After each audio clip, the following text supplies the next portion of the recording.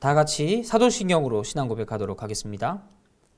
전능하사 천지를 만드신 하나님 아버지를 내가 믿사오며 그 외아들 우리 주 예수 그리스도를 믿사오니 이는 성령으로 잉태하사 동정녀 마리아에게 나시고 본디오 빌라도에게 고난을 받으사 십자가에 못 박혀 죽으시고 장사한 지 사흘 만에 죽은 자 가운데서 다시 살아나시며 하늘에 오르사 전능하신 하나님 우편에 앉아 계시다가 저리로서 산자와 죽은 자를 심판하러 오시리라. 성령을 믿사오며 거룩한 공예와 성도가 서로 교통하는 것과 죄를 사하여 주시는 것과 몸이 다시 사는 것과 영원히 사는 것을 믿사옵나이다. 아멘.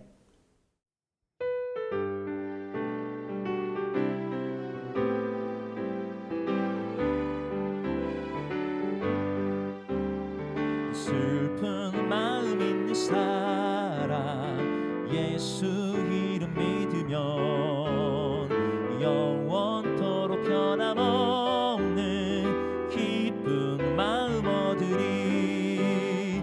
거룩하신 주의 이름 너의 방패 삼아라.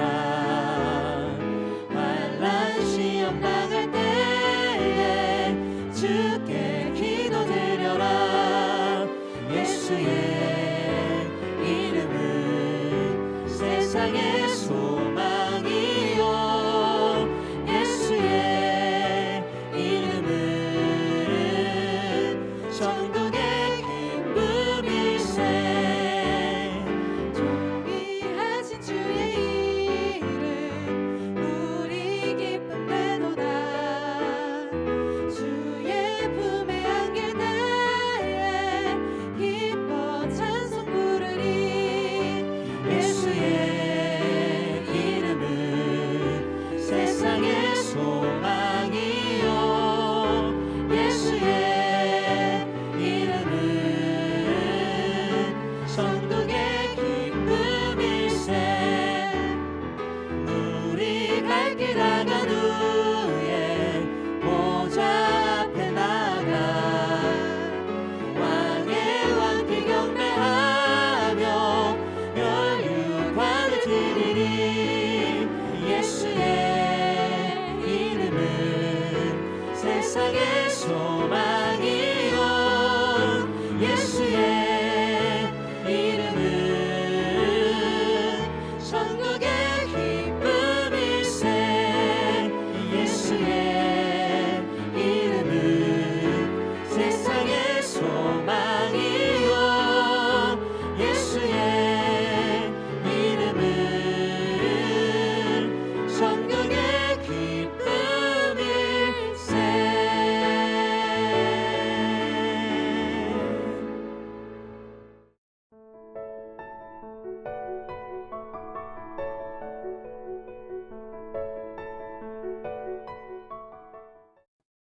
유월절 엿새 전에 예수께서 베다니에 이르시니 이곳은 예수께서 죽은 자 가운데서 살리신 나사로가 있는 곳이라. 거기서 예수를 위하여 잔치할세 마르다는 일을 하고 나사로는 예수와 함께 앉은 자 중에 있더라.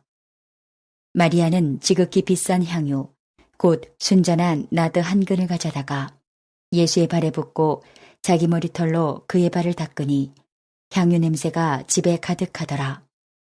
제자 중 하나로서 예수를 잡아줄 가룟 유다가 말하되 이 향유를 어찌하여 300데나리온에 팔아 가난한 자들에게 주지 아니하였느냐 하니 이렇게 말함은 가난한 자들을 생각함이 아니요 그는 도둑이라. 돈 궤를 맞고 거기 넣는 것을 훔쳐가미러라. 예수께서 이르시되 그를 가만두어 나의 장례할 날을 위하여 그것을 간직하게 하라. 가난한 자들은 항상 너희와 함께 있거니와 나는 항상 있지 아니하리라 하시니라.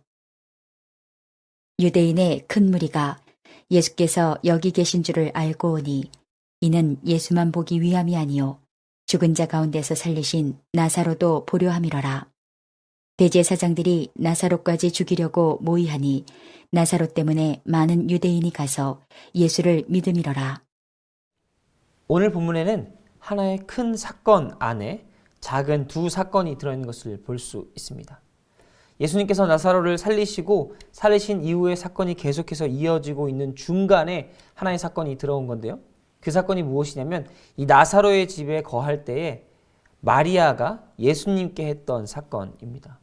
그 사건은 우리도 너무 잘 알고 있는 예수님을 향한 마리아의 가장 큰 헌신과 또 존경의 표현이었죠. 바로 자신이 갖고 있던 향유를 예수님 발에 붓고 자신의 머리털로 예수님 발을 닦는 것. 그것은 마리아가 할 수 있는 최고의 존경의 표현이었습니다. 이것들을 보면 마리아가 얼마나 예수님을 사랑했는지 우리는 알 수 있습니다. 자신의 모든 것들을 내어놓을 만큼 예수님을 사랑했던 것이죠. 이 모습은 칭찬받아 마땅합니다. 어떻게 예수님에게 이보다 더한 존경을 표현할 수 있겠습니까? 전 재산을 다 내놓아서 예수님을 사랑함을 표현하는 것. 정말 훌륭하고 대단한 일이 아닐 수 없습니다. 모든 사람들이 이러한 일들을 좋게 봤으면 참 좋을 것 같은데 이 가운데 있었던 한 사람은 이것이 굉장히 불만이었습니다.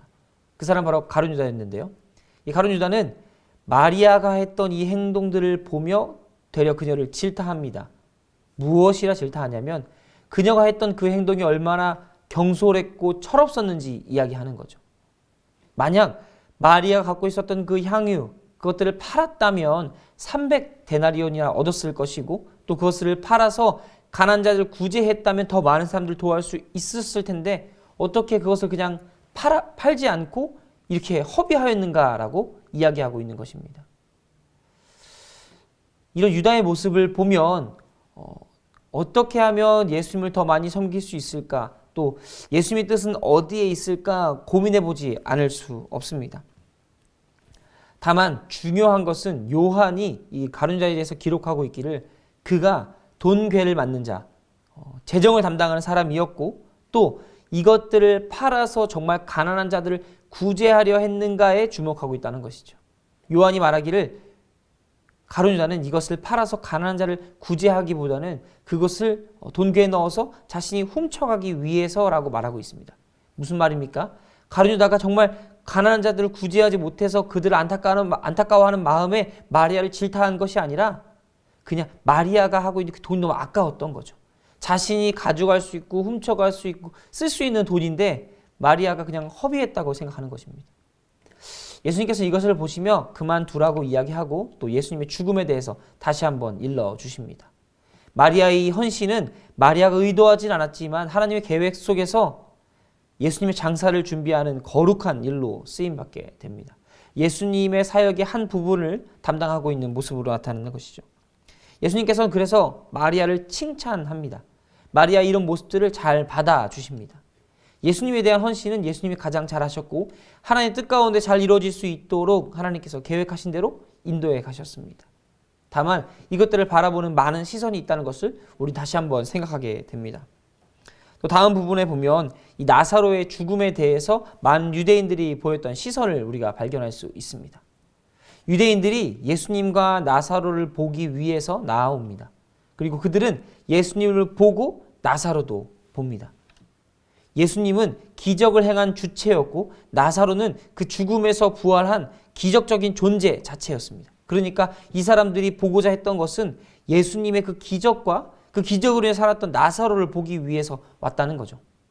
물론 당시에 많은 사람들이 이랬습니다. 예수님께서 베푸신 기적에 자신도 한번 들어가 보고 싶어서 경험해 보고 싶어서 하나라도 더 보고 싶어서 온 사람들이 많았지만 이러한 계기들을 통해서 얻게 되는 결론이 우리가 느끼는 많은 것들을 또 종합해 주게 됩니다.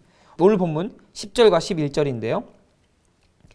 대제사장들이 나사로까지 죽이려고 모의하니 나사로 때문에 많은 유대인들이 가서 예수를 믿음이러라. 아멘. 나사로는 예수님을 믿게 하는 하나의 길이었습니다. 나사로를 보면 예수님께서 하셨던 그 일들을 떠올리게 만들었다는 거죠. 나사로의 죽음과 부활은 예수 그리스도께서 신적 권능을 갖고 있다는 것을 의미했습니다. 즉 그가 메시아라는 증거를 남기는 것이기도 했죠. 하나님은 필요하실 때 하나님의 방법으로 일하십니다. 예수님께서도 하나님의 때에 하나님께서 필요하신 그곳에서 일하셨습니다. 그리고 사람들에게는 기적이라고 말하는 그것들이 곧 하나님을 바라보게 되는 통로가 되었다는 것이지요. 오늘 본문에서 나사로도 그랬습니다. 또 마리아도 그랬습니다. 지금 당장은 알 수 없지만 시간이 지남에 따라서 하나님의 계획은 더욱더 빛을 발하게 됩니다. 당시에는 이해할 수 없고 우리의 삶에서 이해되지도 않고 이게 과연 맞는 일인가 고민되는 일도 많습니다. 또 우리가 해결할 수 없는 일들이 우리 앞에 닥쳤을 때 얼마나 답답하고 막막합니까? 근데 그때 하나님께서 원하시는 그때에 하나님께서는 하나님의 방법으로 일하신다는 것을 우리는 오늘 본문을 통해서 알 수 있습니다. 예수 그리스도, 우리는 그분을 통해서 하나님을 만나게 됩니다. 당시 예수를 믿지 않았던 사람들도 하나님께서는 예수님을 보게 하기 위해서 나사로와 또 나사로의 죽음과 같은 또 마리아의 이런 헌신과 같은 모습을 보여주시며 예수님이 어떤 분이신지 주목시켜 주셨습니다. 예수님을 위한 헌신과 희생이 가장 아름답게 빛을 발하는 때는 바로 하나님의 때라는 것이죠. 하지만 이런 모든 하나님의 때가 우리에겐 항상 아름답게만 느껴질까요? 모든 것은 그렇지 않습니다. 하나님의 때는 분명 이루어지고 있고 이 땅 가운데 실현되고 있으나 우리 주변에 있는 모든 상황들이 우리가 보기에 흡족하고 만족할 만한 결과를 내지는 않는다는 것이지요. 때로는 우리가 하나님께 헌신하고 봉사하고 있는데 주변으로부터 많은 질타와 또 질투와 또 멸시를 받을 때도 있습니다. 지적을 받고 그 일들이 잘 안 되는 경우도 많이 있습니다. 하나님을 위해서 헌신했는데 안 되는 일들이 있다는 거죠. 우리의 마음이 상하고 갈라지고 깨어짐이 생긴다는 것입니다. 신앙생활에는 이러한 굴곡들이 참 많은 것 같습니다. 우리의 뜻대로 되지 않고 우리의 생각대로 되지 않습니다. 다만 중요한 것은 이 모든 과정을 통해서 우리가 다시 한번 예수님을 바라보게 된다는 것이죠. 예수님을 바라보는 것, 예수님을 믿게 되는 것이 하나님이 원하시는 뜻이고 결과라면 이 모든 과정조차도 우리는 아름답게 바라볼 수 있는 믿음이 필요합니다. 우리가 기억해야 될 것은 하나님의 뜻이 어디 있는가, 하나님의 뜻이 이루어지고 있는가입니다. 우리의 마음과 생각과 내 판단대로 가는 것이 아니라 하나님의 뜻이 이루어져 가고 있는가에 주목해야 한다는 것이지요. 이런 것들을 받아들이기 위해선 신앙의 성숙이 필요합니다. 우리의 헌신과 또 우리의 계획과 우리의 모든 노력과 봉사들은 하나님의 계획 속에서 잘 이루어져 갑니다. 지금 당장은 이루어지지 않는 것 같고 또 많은 것들이 무너지는 것 같이 보이지만 깨어지는 것 같이 보이지만 그 속에서 하나님께서는 하나하나 차근차근 우리가 알 수 없는 방법들로 이루어가고 있다는 것입니다. 사랑하는 성도 여러분, 하나님을 믿는다는 것은 신앙생활 한다는 것은 단순히 우리가 편하게 살고 또 이 땅에서 부귀영화를 누리고 풍족하게 살기 위함이 아닙니다. 하나님을 믿는다는 것은 하나님을 안다는 것은 예수 그리스도를 바로 바라볼 수 있는 믿음을 갖게 된다는 것입니다. 이 땅 가운데 예수 그리스도에 대한 믿음을 갖는다는 것은 곧 세상과 반대길로 간다는 것과 또 같이 볼 수 있습니다. 우리의 삶은 항상 형통하지 않고요. 우리의 삶은 항상 행복하지 않고요. 우리의 삶은 항상 연합과 화합과 기쁨과 안정만 있지 않다는 것입니다. 우리의 삶은 때로는 기쁨도 있을 수 있고 슬픔도 있을 수 있습니다. 고난과 고통이 기다릴 수도 있고요. 안정과 평안함과 풍족함이 누릴 수도 있는 것입니다. 이 모든 상황을 통해서 우리가 알 수 있는 것은 하나님의 계획 속에서 우리도 함께 동역하고 있고 하나님을 바라볼 수 있는 계기를 마련해 주신다는 것이지요. 마치 하나님을 믿지 않는 사람들이 하나님의 기적을 통해 나와서 예수 그리스도를 알게 되고 하나님을 믿게 되는 것, 이런 것 같은 일들이 우리의 삶에서도 계속해서 이루어진다는 것입니다. 오늘 우리 하루 속에서 하나님께서 우리에게 원하시는 일이 무엇인가 또 어떻게 이루어가고 있는가 발견하셨으면 좋겠습니다. 우리의 삶에서 하나님 뜻이 온전히 이루어질 때 기쁨도 슬픔도 고통도 즐거움도 모두 다 하나님 안에서 행복하게 되고 하나님의 계획과 뜻을 바라보게 되는 오직 예수 그리스도로 집중되게 되는 하루가 되시기를 간절히 소원합니다. 기도하겠습니다. 사랑의 하나님 감사합니다. 우리의 삶 가운데 예수 그리스도를 보내주시어 예수 그리스도를 알게 하심에 감사합니다. 때로는 예수 그리스도를 아는 것이 신앙생활을 하는 것이 우리의 삶에서 힘들고 어려움을 느끼게 하지만 그것을 통하여서 다시 한번 하나님을 바라보게 하시고 예수 그리스도를 느끼게 하시고 다시 한번 이 구주를 영접하는 귀한 시간을 갖게 하셔서 감사합니다. 우리의 삶이 언제나 하나님께 붙어있고 하나님을 바라볼 수 있도록 주님께서 우리의 삶을 이끌어 가시고 함께하여 주시옵소서. 감사합니다. 사랑합니다. 예수님의 이름으로 기도드렸습니다. 아멘. 주님 가르쳐 주신 기도하겠습니다. 하늘에 계신 우리 아버지여, 이름이 거룩히 여김을 받으시오며 나라의 임하옵시며 뜻이 하늘에서 이룬 것 같이 땅에서도 이루어지이다. 오늘날 우리에게 일용할 양식을 주옵시고 우리가 우리에게 죄 지은 자를 사하여 준 것 같이 우리 죄를 사하여 주옵시고 우리를 시험에 들게 하지 마옵시고 다만 악에서 구하옵소서. 대개 나라와 권세와 영광이 아버지께 영원히 있사옵나이다. 아멘.